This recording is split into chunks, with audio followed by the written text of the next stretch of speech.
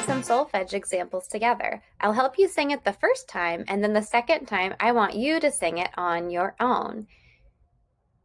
Each time I've labeled the very first note. If you need to pause it so you can figure out the notes on your own first, that's okay. Pause it, figure out the notes, sing it with me, sing it on your own. And then you can do it the next example, pause it, sing it with me, sing it on your own. Good luck, be brave, and try really hard to work on reading our musical notes on the staff. 1, 2, ready, sing. Do, re, mi, do. Good. This time I'd like you to try it on your own. Ready, sing. Great. Here's the next one, sing. Do, mi, do, mi. Your turn on your own. Do. Good. Here's the next one, sing. So, la, so, mi. Your turn, ready, sing.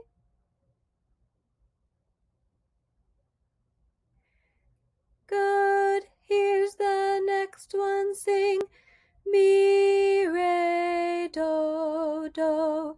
Your turn, ready, sing. Good. Here's the next one, sing.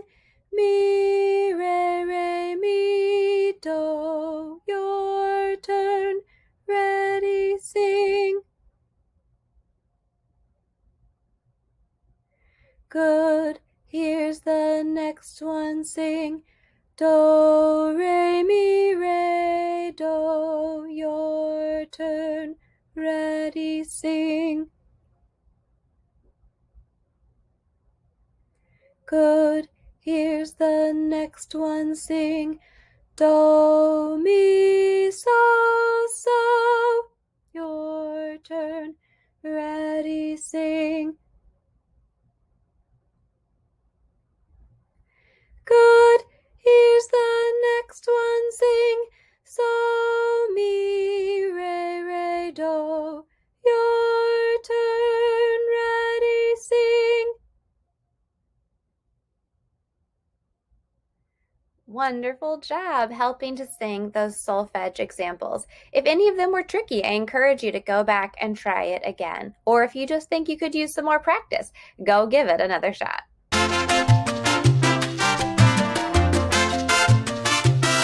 Great job helping to read the rhythm pattern for Jenny Jenkins.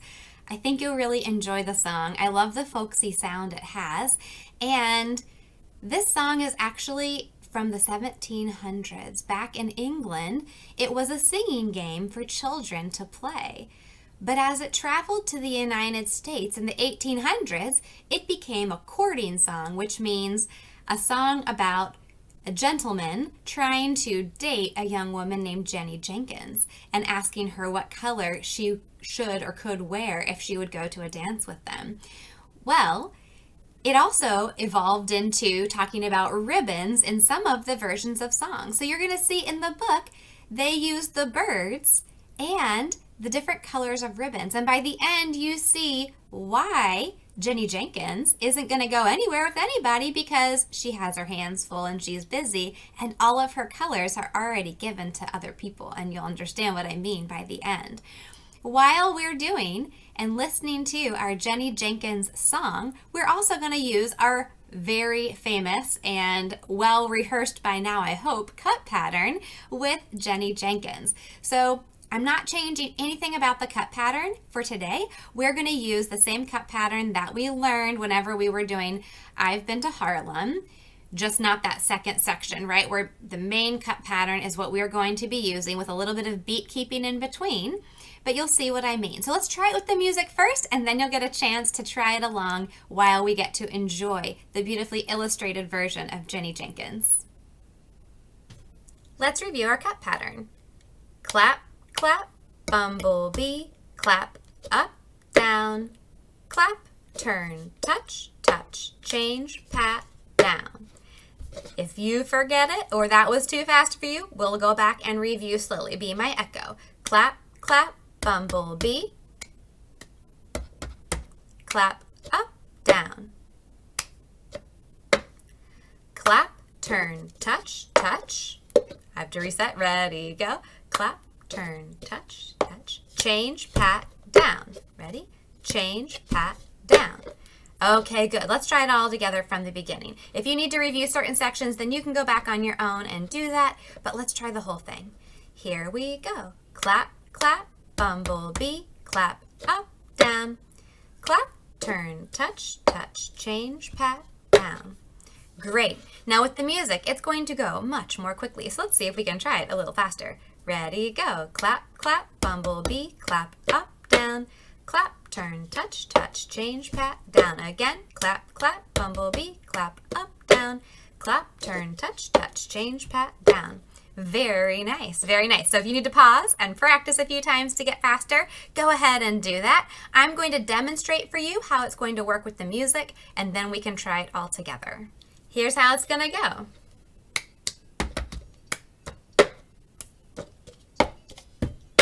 One, two, three, 4, 5, 6.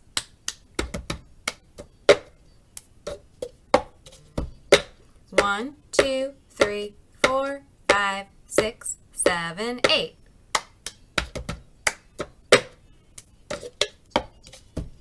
One, two, three, 4, 5, 6.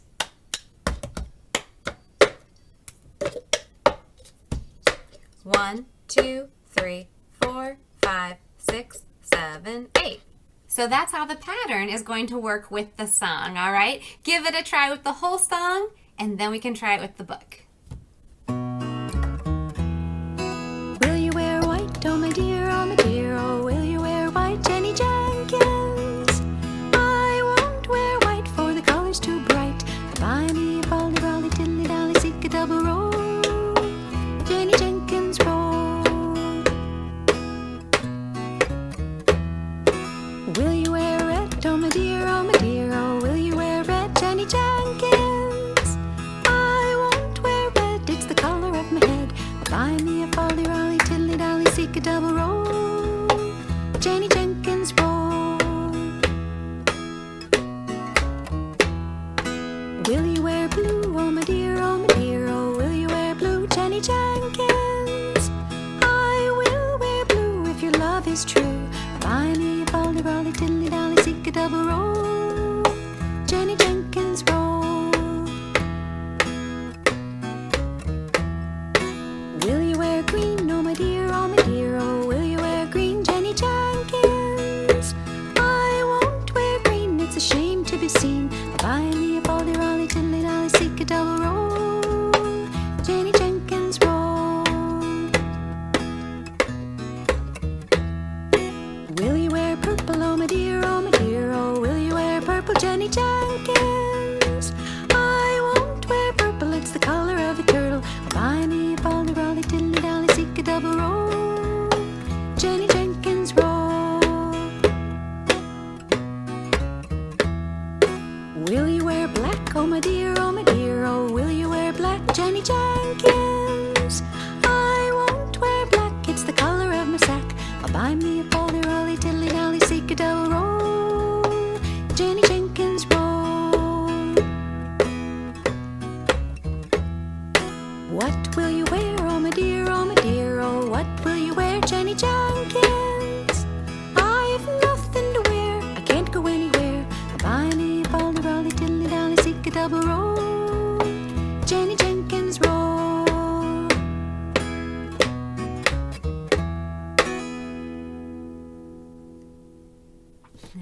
Great job playing your cut pattern throughout that song, and hopefully you're catching on to the counting 6 in between the first cut pattern and the second cut pattern, and then 8 beats after we finished that second cut pattern, and then we started all over again. All right, well, let's give it a try with the book now. I'll keep a little video of me playing along with you there in case you need it, and I hope you can enjoy the book and the cut pattern one more time.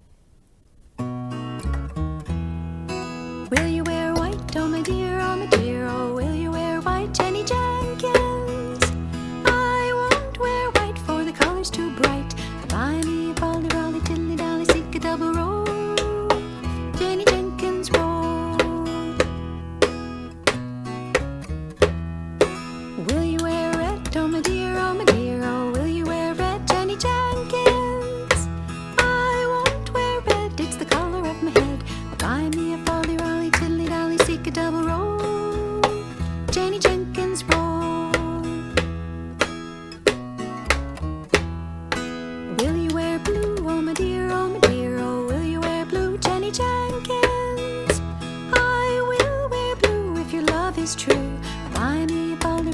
diddly dally, seek a double roll.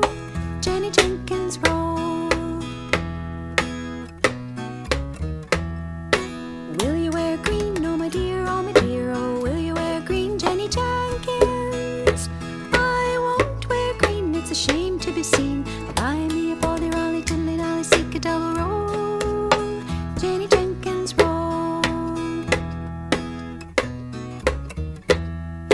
Will you wear purple, oh my dear, oh will you wear purple, Jenny Jenkins? I won't wear purple, it's the color of a turtle. Buy me a folly rolly, diddly dally, seek a double roll. Jenny Jenkins roll. Will you wear black, oh my dear, oh will you wear black, Jenny Jenkins? I won't wear black, it's the color of my sack. I'll buy me a folly rolly, diddly dally, seek a double roll. Jenny Jenkins roll.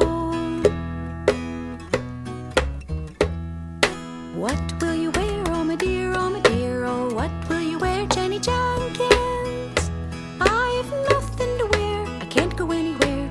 Buy me a folly rolly, diddly dally, seek a double roll. Jenny Jenkins roll.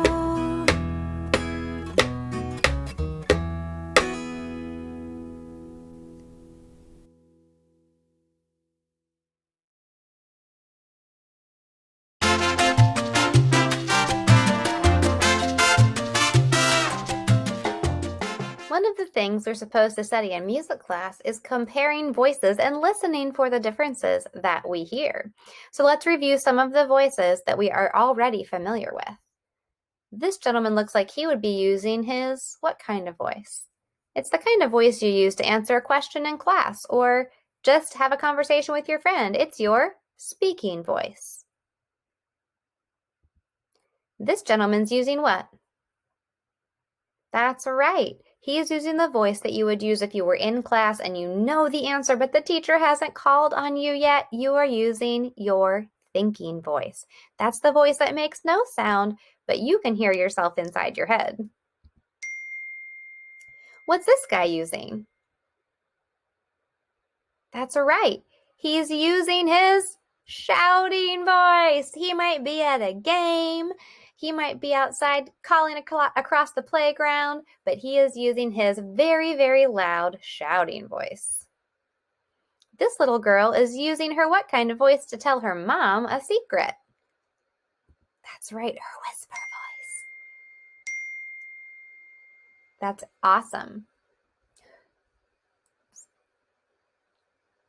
That's right, she's using her whisper voice to tell her mom a secret.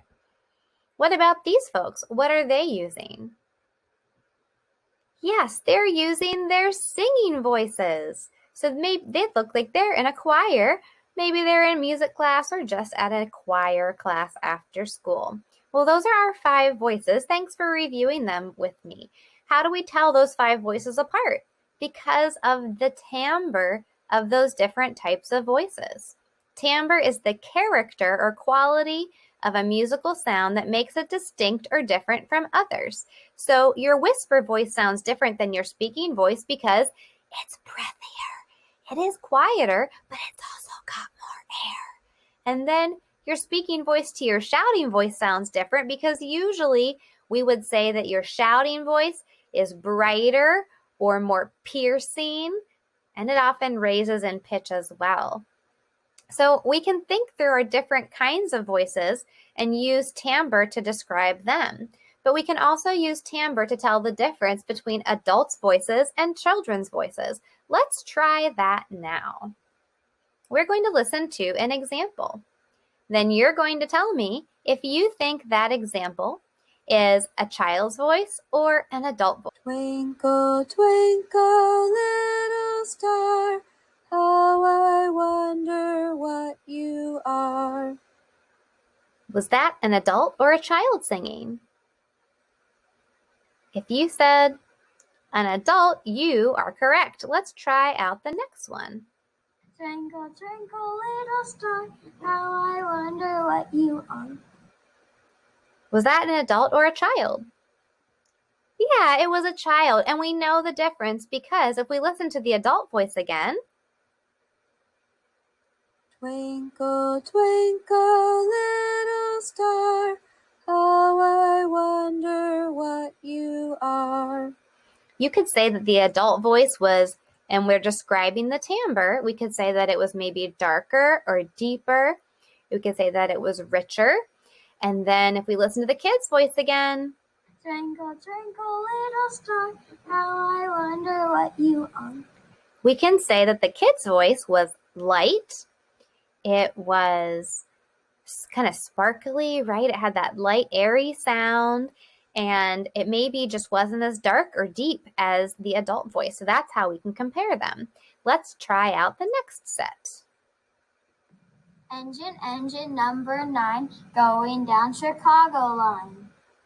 All right, let's listen to the comparison. Engine, engine number 9, going down Chicago line. Okay, which one was the adult and which one was the child? The first one was the child. Very good. And what about the second one? Yes, that was the adult voice. Very good. All right, now that we know what kind of timbre we're listening for, let's check out the next set. Bee, bee, bumblebee, stung a bear upon his knee. All right, let's listen to the next one. Bee, bee, bumblebee, stung a bear upon his knee. Okay, which one do you think was the child? The first one or the second one? And which one was the adult? Let's check our first one. That was the adult voice, the one that sounded like Bee, bee, bumblebee, stung a bear upon his knee.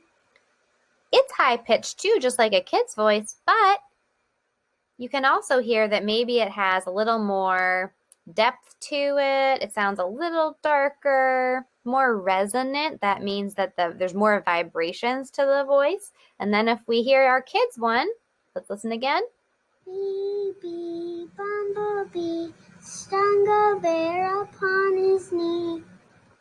It's lighter, it's softer, but it's still very bright, right? So we can tell the difference. Let's check out the next one. 1, 2, 3, 4, 5. Once I caught a fish alive. All right, let's check out the other example. 1, 2, 3, 4, 5. Once I caught a fish alive. Okay, was the first one the child or the adult? Yes, it was the child's voice because it was lighter, it was brighter. And then our second one was the adult voice because it was a little lower and darker and deeper. Great job helping me figure that out. Now, texture is how many layers of sound we hear in our music that are interacting together. We might hear a solo, which is performed by just one person singing or one instrument playing with some accompaniment.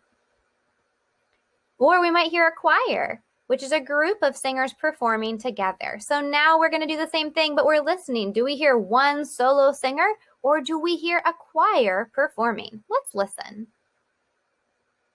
Dreams are made of this. Who am I to disagree? We travel the world and the 7 seas.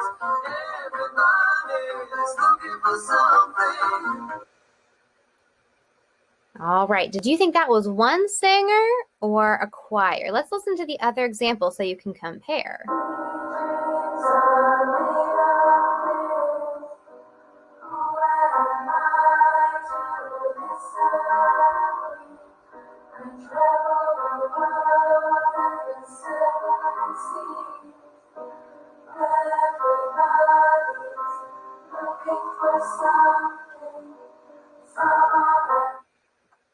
Okay, was the first example a solo or a choir, or was the second example solo or choir? Here's the first one again.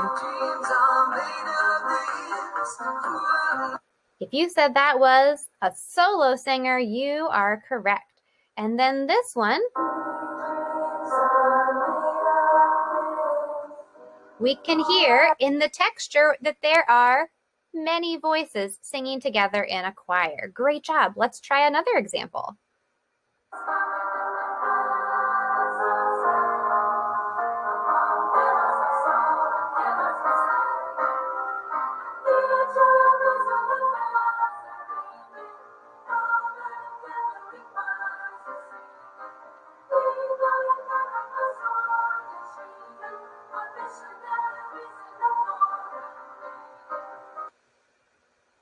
Okay, let's listen to the other example to compare.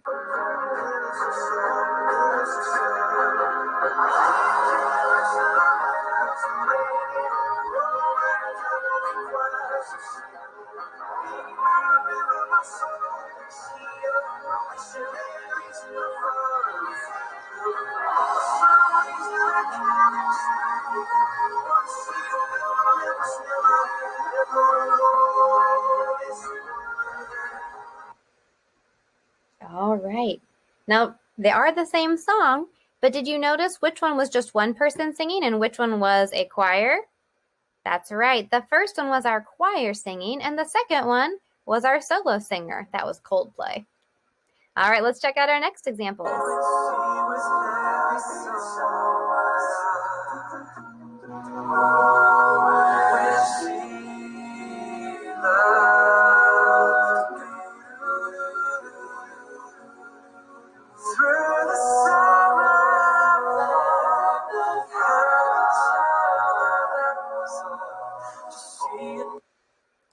All right.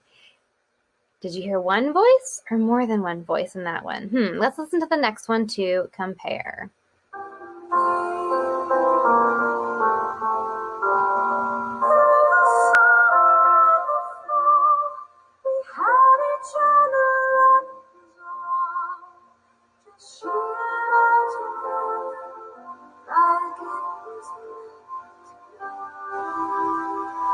And when she was lonely, I was there to comfort. Okay, the first one, this one,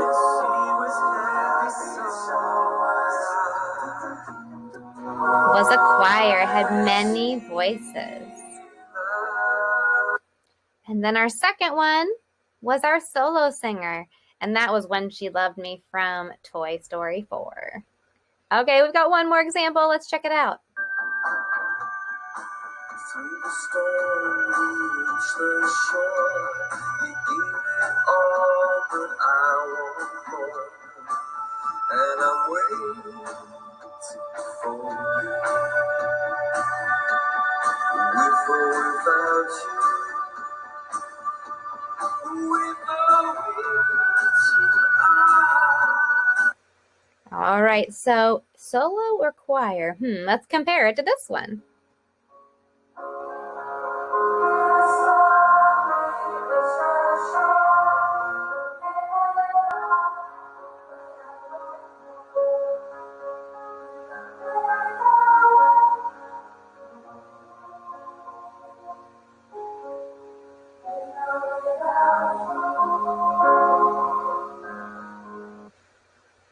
All right, what do you think? This was U2, With or Without You. Our first one was the solo singer, that's right, and our second one was the choir. Really good job helping figure out the difference in adult versus kids' voices and the texture in choirs versus solo singers.